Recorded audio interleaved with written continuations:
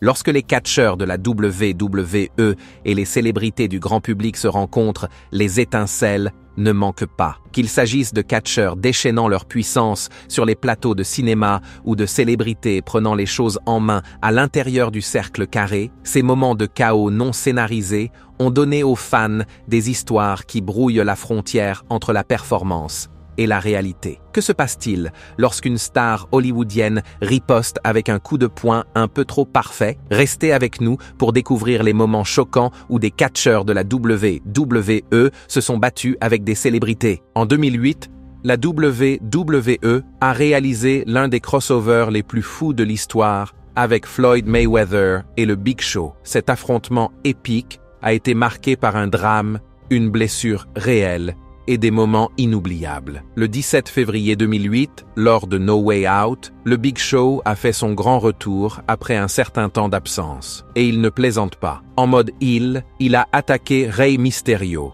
qui était déjà blessé au bord du ring. Floyd Mayweather, l'ami de Rey, est entré en scène et les choses sont devenues intéressantes. Big Show, toujours aussi divertissant, a mis un genou à terre pour montrer clairement leur différence de taille. Mayweather en profite pour asséner une série de coups de poing qui laissent Big Show le nez en sang. Et ce n'était pas un simple élément du scénario, c'était réel. Big Show a admis plus tard qu'il avait demandé à Mayweather de lui casser le nez. Pourquoi? Pour rendre la querelle aussi réelle et intense que possible. Selon ses propres termes, « J'ai dit à Floyd de me casser le nez ce soir-là. S'il ne l'avait pas fait, notre angle d'attaque serait tombé à l'eau. » Ça, c'est du dévouement à la narration. Cette rencontre sauvage a préparé le terrain pour un match sans disqualification à WrestleMania 24, le 30 mars 2008. Le match lui-même était un pur spectacle. Mayweather, grâce à sa rapidité et à l'aide de son entourage, a réussi à déjouer la puissance du Big Show. Le clou du spectacle? Mayweather a sorti son poing américain pour donner le coup de poing qui lui a permis de remporter le match. Un classique de la WWE, n'est-ce pas? L'histoire entre Mayweather et Big Show est toujours considérée comme l'un des meilleurs moments de la WWE pour les célébrités. L'ajout d'une blessure réelle a donné une impression de légitimité à l'histoire, qui a séduit les amateurs de catch et de boxe. Mayweather et Big Show y ont tous deux repensé avec tendresse, reconnaissant qu'elle avait apporté un genre particulier de magie croisée sur le ring. Cependant, certains croisements se produisent en dehors du ring et sur l'écran de cinéma. Saviez-vous qu'en 2002, le Macho Man, Randy Savage, a joué le rôle de Bonesaw McGraw dans le film Spider-Man de Sam Raimi? Oui, c'est vrai, Macho Man se battait avec nul autre que Peter Parker, interprété par Tobey Maguire. Et sachez que Savage faisait ses propres cascades. Lors d'une scène particulière où Bonesaw est projeté sur le ring, Savage atterrit assez maladroitement. Il en résulte une méchante blessure au cou qui l'empêche de tourner la tête sans bouger tout son corps. Aïe! Mais si vous pensez que cela l'a arrêté, détrompez-vous, Savage était un dur à cuire. Même avec cette blessure au cou, il a continué à lutter. Fin 2004, il a même rejoint la TNA et a participé à un match lors de l'événement Turning Point. Bien sûr, on pouvait voir ses limites physiques, mais le gars était toujours là à donner tout ce qu'il avait. Peu de temps après, il a décidé de se retirer définitivement du ring. C'est un peu fou de penser que Spider-Man a joué un rôle dans la fin de la carrière de catcheur de Randy Savage. Mais bon, c'est ça, Macho Man. Il a toujours donné tout ce qu'il avait, que ce soit dans le ring ou sur le grand écran. En parlant de gens qui donnent toujours tout ce qu'ils ont, le 16 octobre 2006, nous avons eu droit à l'un des croisements les plus fous de l'histoire de la WWE, lorsque Steve O et Chris Pontius de Jackass se sont présentés à Monday Night Raw pour promouvoir Jackass No. 2. Les choses sont passées du loufoque au brutal en un rien de temps.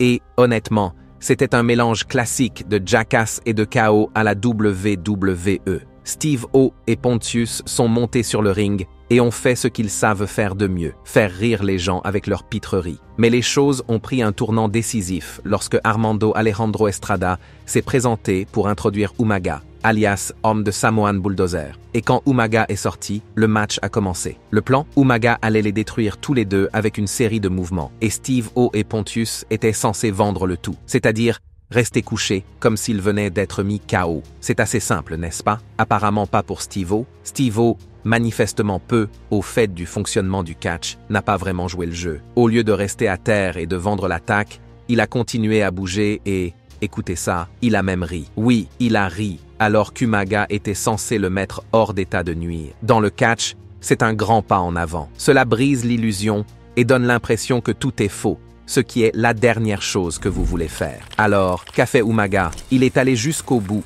s'attaquant à Steve O pour de bon, afin de s'assurer que le message était clair. Reste à terre, mon pote. Steve O en a parlé plus tard dans une interview en 2023, et ses souvenirs sont un peu flous, probablement à cause de la force avec laquelle Umaga le frappait. J'avais l'impression qu'il me frappait si fort, et puis le dernier mouvement dont nous avons discuté arrive, et c'est censé être terminé, mais il me frappe encore. Je ne savais pas qu'il me frappait parce que je ne faisais pas le mort, et je ne savais pas que j'étais censé faire le mort. Alors, oui, c'est devenu fou, mec. En fait, je ne me souviens pas du tout d'avoir quitté le ring. Hey, il faut compatir avec Steve-O sur ce coup-là. Mais voici le clou du spectacle. Lorsqu'ils sont enfin arrivés en coulisses, Vince McMahon a adoré. Chris Pontius se souvient de la réaction de Vince. Quand on a quitté le ring, on a descendu l'allée, on est allé dans la salle de contrôle, et Vince McMahon était là, et il a dit « oui ». Il était tellement excité. Vince était excité parce que,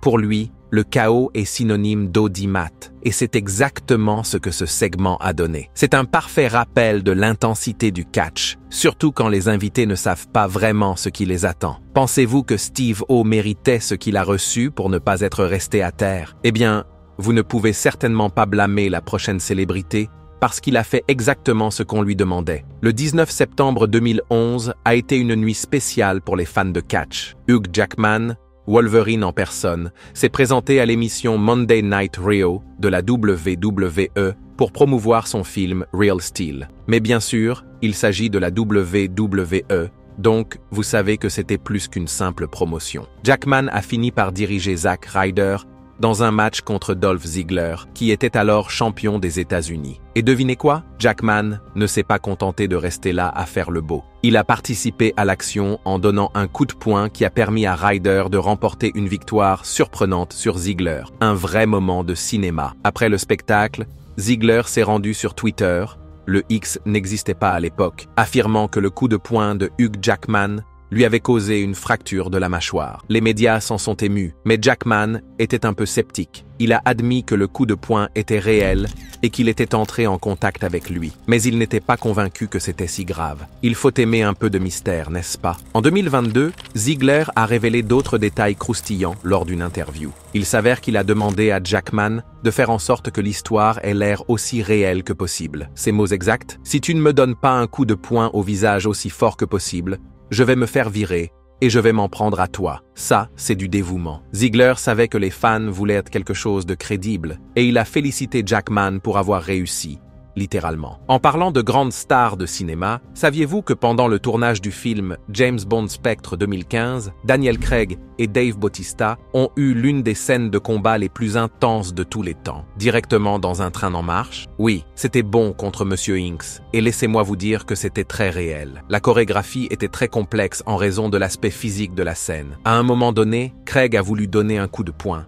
mais il l'a accidentellement envoyé sur le nez de Bautista. On pouvait entendre le craquement. Craig, qui est un homme droit, a reculé un instant, pensant probablement « Est-ce que je viens de casser le nez de ce type ?» Mais Bautista, cet homme est un tank. Il a simplement remis son nez en place, a fait un signe de tête à Craig et ils ont continué à rouler. C'est ça l'engagement. Bautista a ensuite précisé que Craig ne s'était pas enfui ou n'avait rien fait de dramatique. Au contraire, Craig s'est immédiatement excusé, l'a serré dans ses bras, et ils ont tous les deux bien ri avant de replonger dans l'action. Ces gars-là étaient à fond, ils ne se sont pas retenus. Oh, et voici un autre joyau caché de cette scène. Craig s'est également blessé au genou. C'est arrivé lorsque Bautista, suivant les indications de Craig, l'a projeté contre un mur. Craig a fini par avoir besoin d'une attelle au genou pour terminer le tournage. Mais a-t-il abandonné? Bien sûr que non. Ils ont tout fait pour que le combat soit le plus épique possible. Le dévouement de ces deux acteurs a fait de ce combat l'un des moments les plus marquants de Spectre. Mais vous savez ce qui est pire que de recevoir un coup de poing dans le nez? Se faire frapper avec un vrai couteau sur un plateau de tournage. En 2004,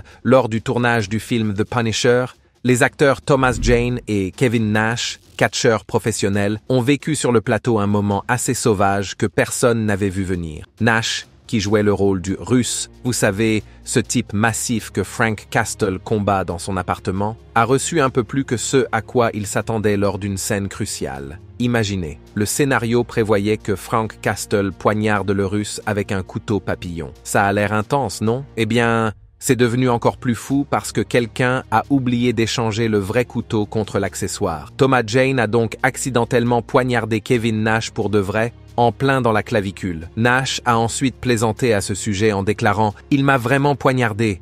Dieu merci, il m'a touché à la clavicule. C'est une façon de rester calme sous la pression. » Et écoutez bien, Nash, en bon professionnel qu'il est, n'a même pas rompu avec son personnage. Il a continué, comme si de rien n'était. Pendant ce temps, Jane paniquait un peu, et c'est compréhensible. Mais Nash, il a regardé le couteau, puis Jane, et a secoué la tête. Classique Nash. Jane était tellement reconnaissante de la réaction de Nash qu'elle lui a envoyé quelques caisses de bière en guise de cadeau de paix. Il faut aimer la camaraderie en coulisses. Heureusement, la blessure n'était pas trop grave et Nash n'a pas eu besoin de soins médicaux importants. C'est l'un des joyaux cachés du cinéma qui montre à quel point les scènes d'action peuvent être imprévisibles, même avec toutes les mesures de sécurité en place. Depuis, Jane et Nash ont tous deux évoqué l'incident dans des interviews, soulignant toujours le professionnalisme dont ils ont fait preuve pour garder leur sang-froid lorsque l'imprévu s'est produit. En parlant d'imprévu, le 18 juin 2012 a été un épisode inoubliable de Monday Night Raw. Nous avons eu droit à un retour dans le passé lorsque Cyndi Lauper a fait une apparition spéciale avec Wendy Richter, nous ramenant à l'époque emblématique de la Rock and Wrestling Connection. Tout n'était que nostalgie et bonne vibration, jusqu'à ce que Heath Slater vienne gâcher la fête. Il s'est pavané, la bouche en cœur, essayant de voler la vedette. Mais Cyndi Lauper ne l'entendait pas de cette oreille. Dans un moment où les fans ont applaudi à tout rompre, elle a fracassé un disque d'or encadré sur la tête de Heath Slater. Elle l'a frappé si fort qu'il s'est ouvert. Oui, vous avez bien entendu, Lauper a frappé avec la force d'une rockstar, laissant Slater étourdi et avec une coupure. Et cela faisait partie d'une intrigue dans laquelle Slater avait affronté des légendes de la WWE dans une série de rencontres hilarantes et parfois douloureuses. Mais ce coup de Cyndi Lauper est définitivement à marquer d'une pierre blanche. Slater a même admis plus tard que le coup de Cyndi Lauper l'avait laissé plus qu'étourdi. On ne plaisante pas avec une icône de la pop des années 80. Cyndi Lauper n'en saurait rien. Mais tous les hommes qui regardent cette vidéo savent ce que c'est que de se faire frapper dans les bijoux de sa couronne. Le 2 octobre 2000, WCW Monday Nitro nous a offert l'un de ces moments inoubliables qui font encore parler les fans. Jeff Jarrett, armé de son insulte fétiche, Slapnuts, a rencontré en coulisses nul autre que Lester Green, mieux connu sous le nom de Beetlejuice, du Howard Stern Show. Beetlejuice n'a eu de cesse de lui renvoyer la phrase fétiche de Jarrett en l'appelant « Slapnuts », encore et encore. Et vous pouvez deviner comment cela s'est passé. Jarrett n'a pas hésité. Il a pris une guitare acoustique et l'a écrasée sur la tête de Beetlejuice. Un geste classique de Jarrett. Pas d'inquiétude, cependant, c'était un jeu scénarisé et personne n'a été blessé. Plus tard dans la soirée, les choses sont devenues encore plus folles. Au cours de l'événement principal, un match des 49ers de San Francisco pour le championnat du monde des poids lourds de la WCW entre Jarrett et Booker T, Beetlejuice fait un retour surprise. Au moment où Jarrett s'apprête à saisir la ceinture de champion dans l'une des boîtes suspendues au-dessus du ring, Beetlejuice surgit de sous le ring et assène un coup bas à Jarrett. Aïe! On pourrait penser que, comme la plupart des coups bas dans le catch, celui-ci a été exécuté en toute sécurité. Mais non, il l'a vraiment frappé en plein dans les bijoux. Cette interférence était exactement ce dont Booker T avait besoin pour remporter la victoire et conserver son titre. Une assistance parfaite pour un outsider. Un an plus tôt, le 28 mars 1989, WrestleMania 38 à Philadelphie nous a offert l'un des affrontements les plus fous de l'histoire de la WWE. Bart Gunn contre Eric Butterbean Esch. Cet affrontement était la grande finale du tournoi controversé Brawl for All de la WWE, qui était en fait le moyen pour la WWE de mêler la boxe légale au catch. Oui, c'était aussi fou que ça en a l'air. Voici donc l'histoire. Au milieu de l'année 1998, la WWE a lancé le Brawl for All, un tournoi de boxe où les catcheurs s'affrontaient pour de vrai. Pas de scénario, juste des gants et des coups de poing. Bart Gunn a fini par choquer tout le monde en remportant le tournoi, en battant des durs à cuire comme Dr. Death, Steve Williams, The Godfather et Bradshaw. Son prix, une chance d'affronter le célèbre boxeur poids lourd Butterbean à WrestleMania 15. Ce n'était pas un match de catch comme les autres. Il s'agissait d'un combat de boxe pur et dur, avec l'ancien champion de boxe Vinny Pazienza comme arbitre invité. Dès la première cloche, il était clair que le monde de Butterbean était le sien et que Bart Gunn n'était que de passage. Butterbean n'a pas perdu de temps. Il a envoyé un crochet du droit monstrueux qui a fait tomber Gunn en quelques secondes. Bart parvient à se relever avant le décompte, mais Butterbean n'en a pas fini. Un autre crochet du droit écrasant et boum, Gunn est KO, 35 secondes après le début du premier round. Aïe, la suite n'a pas été brillante pour Bart Gunn. Ce KO a pratiquement mis fin à sa carrière à la WWE. Sa cote a chuté et la WWE a rapidement décidé de se séparer de lui. Et le Brawl for All, cette initiative a été très mal accueillie. Les gens ont dit que c'était une mauvaise idée dès le départ, exposant les catcheurs à de vraies blessures sans grand avantage et perdant de vue la raison d'être de la WWE, le divertissement, pas de véritable combat à main nue. Pourtant, le match Bart Gunn vs Butterbean est l'un de ces moments de WrestleMania que les fans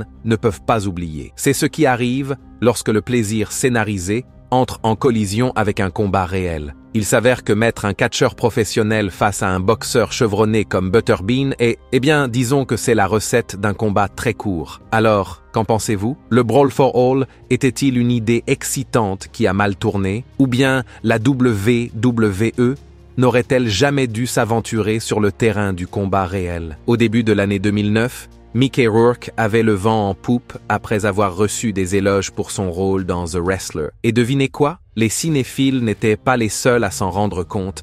La WWE y prêtait également attention, ce qui a donné lieu à un moment très particulier lors de WrestleMania 25. Après la sortie de The Wrestler, Rourke s'est lancé à corps perdu dans la hype du catch. Lors de la remise des Screen Actors Guild Awards 2009, il a même interpellé Chris Jericho en déclarant « Chris Jericho, tu ferais mieux de te mettre en forme parce qu'on va le déclencher. » Naturellement, les fans sont devenus fous, pensant que nous pourrions assister à un affrontement à WrestleMania entre les deux. Qui ne serait pas enthousiaste à l'idée d'un tel affrontement? Mais comme c'est souvent le cas à Hollywood, les représentants de Rourke ont commencé à s'inquiéter de l'impact que pourrait avoir un véritable combat de catch sur sa carrière. Ainsi, au lieu d'une bagarre en 1 contre 1, le plan a été modifié. Jericho a fini par affronter les légendes de la WWE, Roddy Piper, Jimmy Snuka et Ricky Steamboat dans un match d'élimination avec handicap à WrestleMania 25. Rourke s'est présenté sur le ring en tant que spectateur,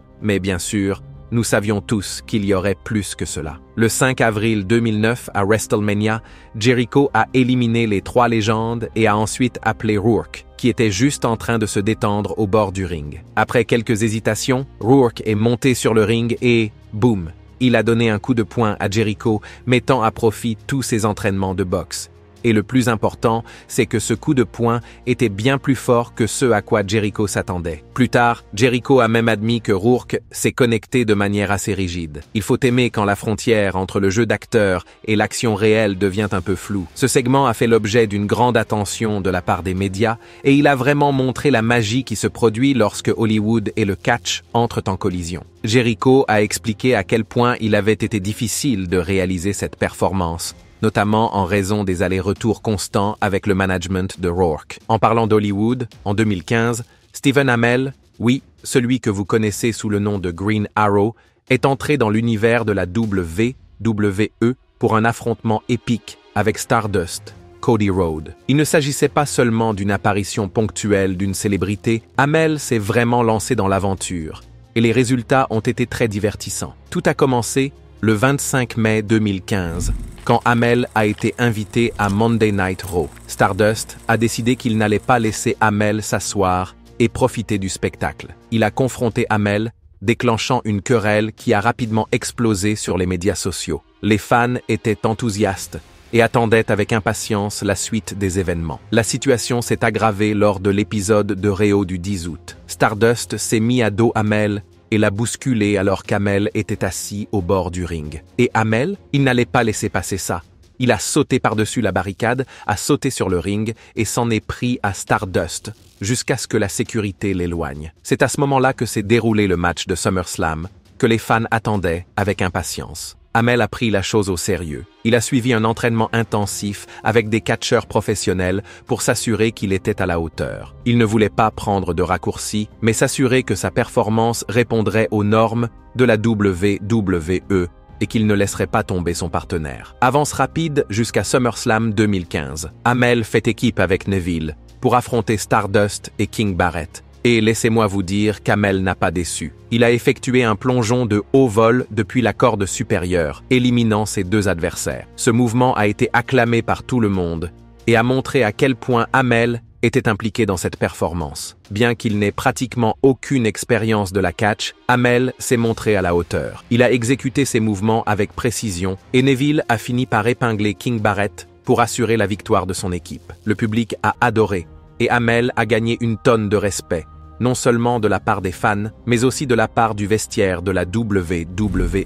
C'est l'une des rares fois où une célébrité est montée sur le ring et a été vraiment impressionnée. Mais voici un petit bijou caché. Au cours de ce plongeon à haut risque, Amel a eu un peu de mal à atterrir sur Cody Rhodes. En raison de son inexpérience, ses mouvements n'étaient pas aussi contrôlés que ceux d'un professionnel, et Rhodes l'a bien senti. Ce sont des anecdotes en coulisses qui nous rappellent à quel point ces matchs sont difficiles, surtout lorsque des non-catcheurs sont impliqués. Le 25 juin 1976, le Shea Stadium de New York a accueilli l'un des événements les plus uniques de l'histoire des sports de combat, un affrontement sauvage entre le boxeur professionnel Chuck Wepner et le légendaire André the Giant. Tout cela faisait partie de la carte Showdown at Shea, qui comprenait également la retransmission du combat emblématique Muhammad Ali contre Antonio Inoki à Tokyo. C'est dire si l'affiche était relevée. Chuck Wepner, connu sous le nom de The Bayonne Bleeder, sortait tout juste de son combat de 1975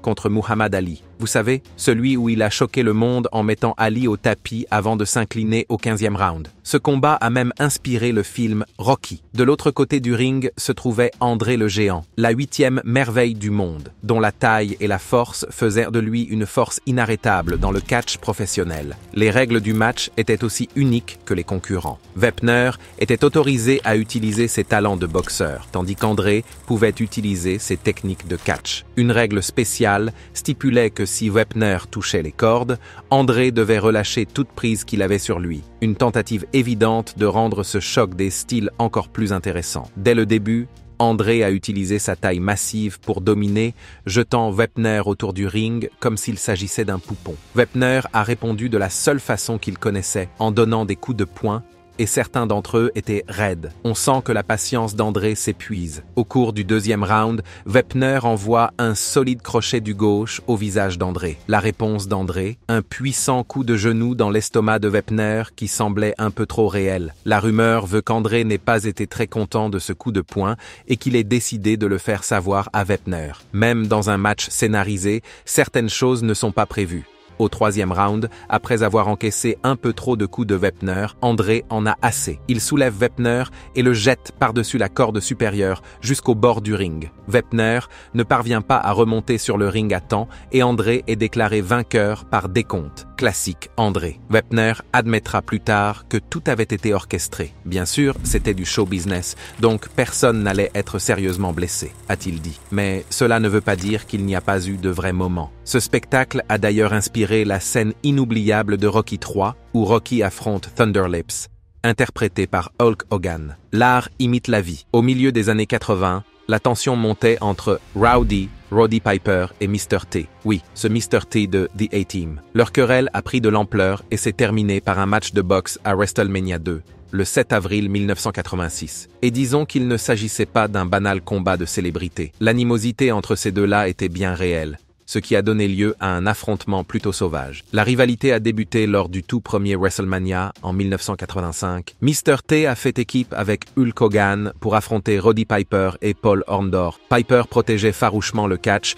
et considérait Mr. T comme un outsider sans formation qui n'avait rien à faire sur le ring. Cela se voyait dans l'attitude de Piper ce soir-là. Il n'était pas vraiment gentil. Il a utilisé des prises prolongées sur Mr. T, clairement frustré. Et cela s'est vu. Piper ne faisait pas que jouer la comédie. Il voulait envoyer un message. Les choses se sont intensifiées jusqu'à WrestleMania 2. Le combat de boxe entre Piper et Mr. T était une recette pour le drame, et il a tenu ses promesses. Le mépris de Piper pour Mr. T était omniprésent dans ce combat. Piper ne tirait pas ses coups de poing, il les donnait fermement, ce qui signifiait que ses coups avaient une véritable chaleur derrière eux. Le combat a atteint son paroxysme au 4e round lorsque Piper, lassé, a décidé de sortir des sentiers battus et a asséné un body slamming à Mr. T. En plein match de boxe, Piper s'est jeté à l'eau. Bien sûr, cela lui a valu une disqualification rapide, mais c'est aussi devenu l'un de ces moments dont les fans parlent encore. La tension réelle entre Piper et Mr. T n'était pas vraiment un secret. Tout le monde dans la communauté du catch savait que ces deux-là ne s'entendaient vraiment pas. Piper voulait protéger l'intégrité du catch et l'implication de Mr. T l'irritait. Mais, de façon surprenante, des années plus tard, ils ont fait la paix. Piper a même intronisé Mr. T au Hall of Fame de la WWE en 2014, ce qui était un moment assez cool, montrant qu'ils avaient finalement mis leurs différends derrière eux. Le match de boxe de WrestleMania 2 est l'un des rares cas où l'animosité de la vie réelle a débordé sur le ring, brouillant la frontière entre le divertissement scénarisé et le conflit authentique. C'est ce qui rend le catch si imprévisible et, avouons-le, si amusant à regarder. Qu'en pensez-vous? Piper était-il justifié dans son attitude envers Mr. T ou est-il allé un peu trop loin? Dites-nous ce que vous en pensez dans la section des commentaires et avant de partir, n'oubliez pas d'aimer cette vidéo et de vous abonner à Ring Rivals pour ne pas manquer les prochaines.